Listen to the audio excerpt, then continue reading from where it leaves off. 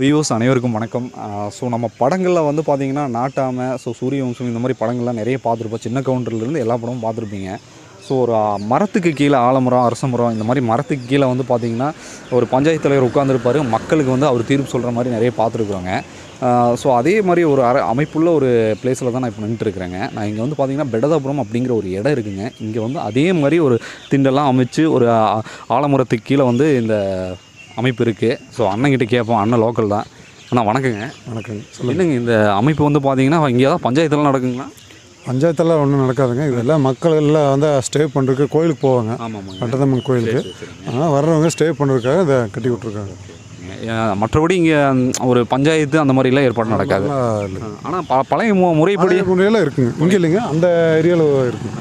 அங்கெல்லாம் இதே மாதிரி தான் நடக்கும். சரி, இந்த மேக்ஸிமம் பார்த்தீங்கன்னா இந்த ஆலமரம் வந்து எவ்வளோ ஆண்டுகள் ஆகுதுங்க இது வளர?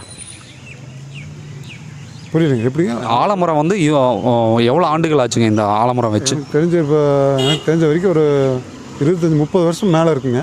இதுக்கு முன்னாடி இருந்ததுன்னா இப்போ எங்கள் பேரண்ட்ஸ்கிட்ட கேட்டோம்னா ஒரு எப்படி ஒரு 50-60 வருஷத்துக்கு மேலே இருக்கும். 60 வருஷத்துக்கு மேலே இருக்கும். அதுக்கு மேலே தான் இருக்கும். மரத்தை வந்து பார்த்தீங்கன்னா ரொம்ப பாதுகாப்பாக ஒரு அழகாக பாதுகாக்கிறதுக்காக இதை கட்டியிருக்கீங்க.